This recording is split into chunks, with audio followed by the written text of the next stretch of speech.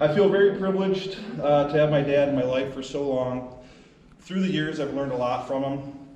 He taught me the normal things that a dad should do, but most importantly, he showed me what being involved looked like. My dad worked hard for our family in his professional life, but worked even harder to be present in our lives. The 50 years of marriage and love he has shared with my mom tells a story in itself. Pause. Somewhere in here. My dad believed in family vacations. He believed eating dinner as a family together at the table. We attended weekly mass. He helped with homework, threw the football in the backyard. He always encouraged higher education and striving towards our goals. My dad taught me respect, the value of hard work, and the meaning of gratitude. You encourage us to figure things out on our own and to finish what we started. Dad has been an amazing father and an even more impressive grandparent. From little projects in your workshop to sharing your passion of golf with your grandkids, you continue to be present and involved. The love and care that you've shown to our family is very much appreciated. It's funny, I was just talking to Jerry earlier. He kind of stole my thunder. Actually, it'll make sense, Jerry. But whenever I run into my dad's friends at the grocery store around town, very commonly ask, "Hey, how's your dad doing?"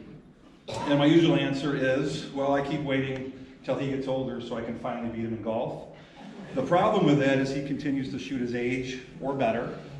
And I finally realized, based on my handicap and my scoring, that I'm waiting for you to turn 90 or 95 so I can finally get this finish. Happy 80th birthday, Dad, and to Mick. Cheers to many more birdies. Thank you.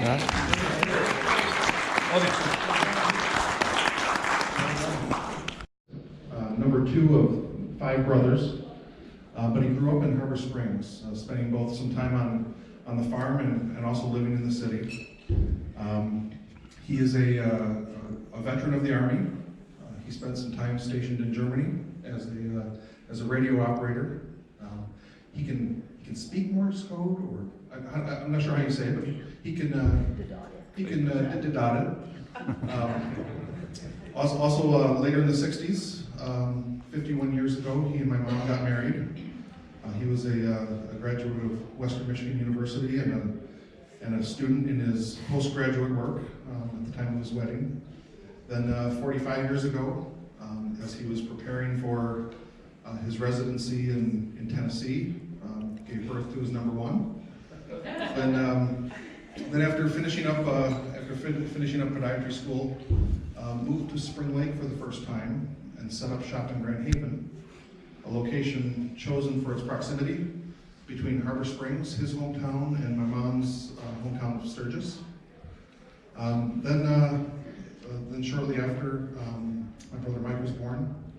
And then the next 20 years spent building his family. And just to build on a lot of what Mike said, my dad, he spent a lot of time with us, instilling strong values of work ethic, prioritizing school, making sure we respected our mother, valuing our friendships, and we certainly are thankful for that. Then about 13 years ago, around the time of his first grandchild, he retired. And since then, he's been spending a very active retirement. He's a very active grandparent. Certainly spends a lot of time on the golf course and a lot of time with all of you. So it's great to see. And now he's a grandparent to these 3 here.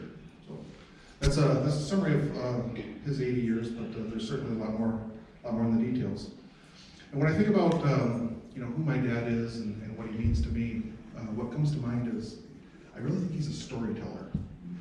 And in fact, I think that's maybe one of the biggest gifts he's given me, is his ability to relay a tale.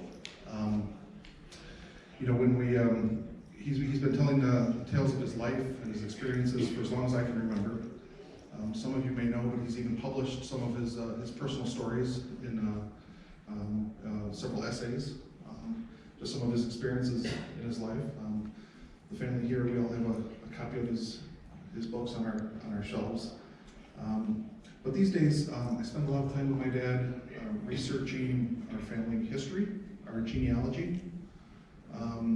We've developed a lot of back and forth on researching the history, and my dad certainly has a way of adding narrative to the facts of our family tree. Because he's a storyteller, he has a way of filling in some of those details and helping you really relate to really what was going on in certain periods of our family history. And I really appreciate that. And you know, for family generations long gone, he also has this knack of supposing what life would be like, or what may have been going around at that time, to sort of help fill in the gaps. And having that ability to tell a tale and add that narrative certainly helps somebody appreciate those details of a life. So then, you know, with each recounting of my dad's stories, you know, I think some of the details sometimes get blurred or maybe more exaggerated, but that certainly doesn't take away from the telling of the tale.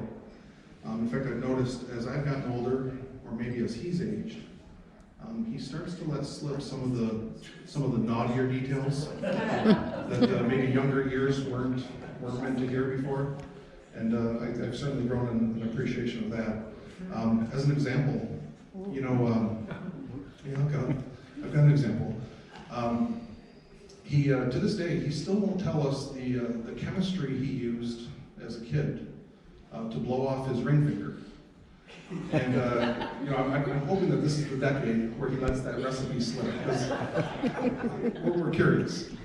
But you know, but a consistent theme throughout my dad's life is the value he places on his family, his friendships, and really seeing everyone here tonight, I'm reminded that you are likely all a part of these stories, and certainly a part of what my dad values most.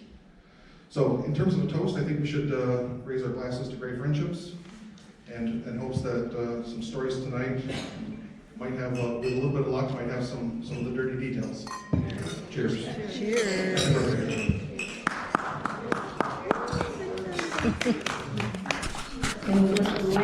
Papa the best 80th birthday. He taught us to golf by the time we could walk, and has been helping us out since we learned to talk. We love to spend time with him, crafting, playing games, and hitting balls in the lake. Oh, the countless memories we did make. Cheers to you, Papa. It's you we adore. Here's to all our fun times and many, many more.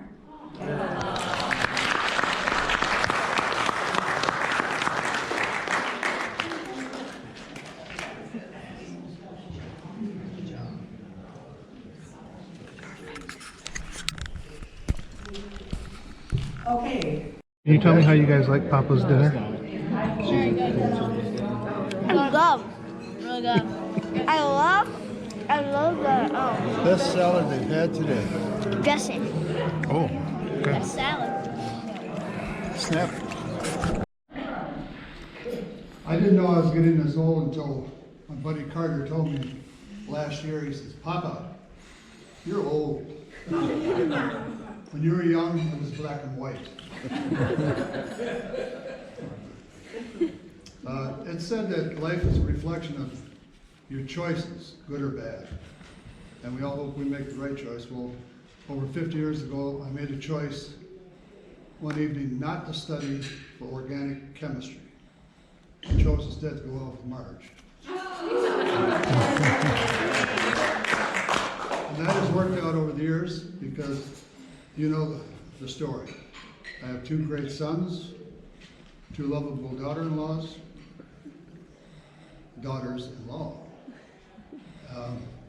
and 3 grandchildren who are just super. They're smart, they're good looking, and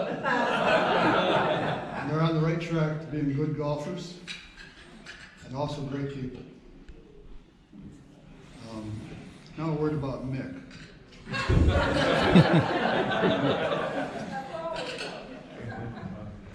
I played a few rounds with Mick over the years. I wasn't there for his hole-in-one, but I was there for a dynamic 85-foot putt on a par 3 for a birdie. I've never seen it done again. Mick, we've come to that point in our lives where we have to watch out for our kids because they're gonna wanna get us into balloons and also skydiving. My bucket list is real short. In fact, I consider it high adventure if I could put on my pants in the morning without falling over.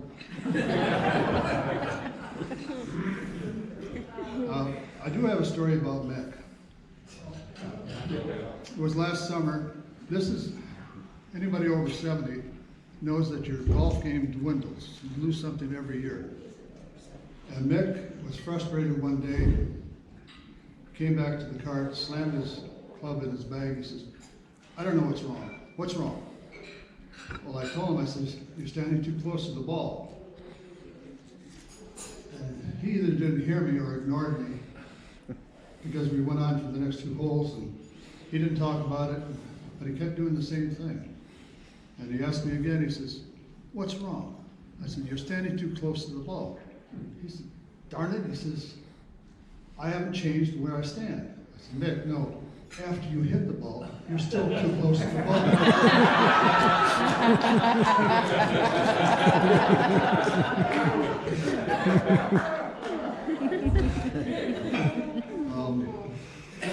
If you've enjoyed this evening, press 1.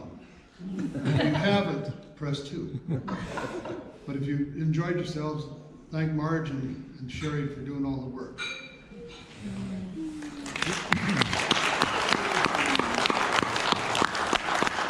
I suggested, and I'm going to invite you all back in 10 years for another birthday party. Thanks you all for coming. We're going to lose most of you to Florida within the next week or so. So I'm glad you stayed north. And I'm going to lose Jason tomorrow to Thailand. So have all safe trips. Love you all. Jack, you are the cheese to my macaroni. You are the horizon to my sky. You are the bacon to my eggs. You are the laces to my sneakers. You are the jelly to my peanut butter. You are the smile to my face. You are the gravy to my mashed potatoes. You are the bubbles to my bath. Oh, that's a lie. You know I can't get out of the tub anymore. You are the milk to my cookie. You are the ink to my pen. You are the ketchup to my French fries. You are the water to my ocean. You are the icing on my cake. And lastly, you are the